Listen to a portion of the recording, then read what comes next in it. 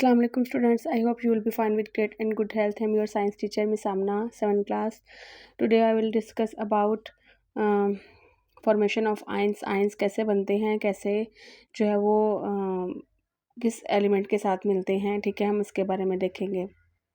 The atom of some element can fill their outermost shell by gaining or losing electrons when they react with each other atoms and we called them ions. जब एक atom दूसरे atom के साथ जो है वो react करता है by gaining sharing electron to complete their outermost shell to valence shell, तो हम इसको कहते हैं आइंस की फॉर्मेशन होगी. आइंस दो तरह के होते हैं, एक होता है केटाइन और एक होता है एनाइन.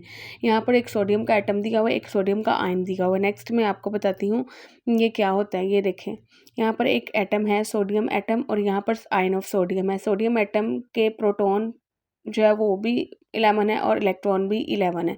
यहाँ पर उसने बात की है पीछे एक के जो है वो एक एटम जो है वो दूसरे एटम के साथ रिएक्ट करता है, ठीक है, बाय गेनिंग लूजिंग और शेयरिंग इलेक्ट्रॉन, ठीक है. तो जो है वो टू कंप्लीट देयर शेल, तो तब आयन बनता है. सोडियम एटम के इलेक्ट्रॉन जो है वो 11 है और प्रोटॉन भी 11 है, ठीक है. इसका एटॉमिक नंबर जो है वो असल में क्या है, 11 है. जब एटॉमिक नंबर 11 है तो इसका जो वैलेंस शेल है वो एक्स्ट्रा है.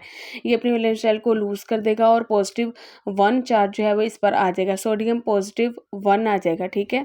यानी कि इसने अपना एक इलेक्ट्रॉन लूज़ कर दिया और ये एक इलेक्ट्रॉन क्लोरीन के साथ मिलकर सोडियम क्लोराइड बनाएगा, यानी कि जो है वो एक आयनिक बॉन्ड बनेगा, ठीक है. तो इसमें प्रोटॉन जो है वो 11 है, इलेक्ट्रॉन भी 11 है, लेकिन जब इसका आयन बना तब प्रोटॉन तो 11 रहे लेकिन इलेक्ट्रॉन जो है वो कम हो गया, यानी कि एक इलेक्ट्रॉन लूज हो गया.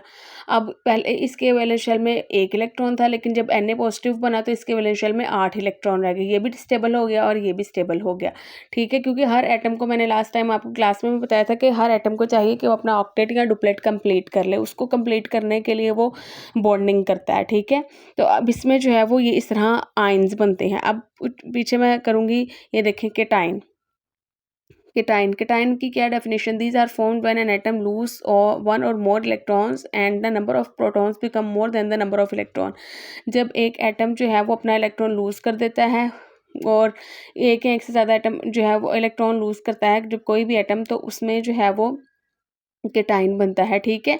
और नंबर ऑफ प्रोटॉन ज़्यादा हो जाते हैं as compare to the number of electron और इस पर नेगेटिव पॉजिटिव चार्ज आ जाता है. इसको हम क्या कहते हैं, ये क्या बन गया, केटाइन.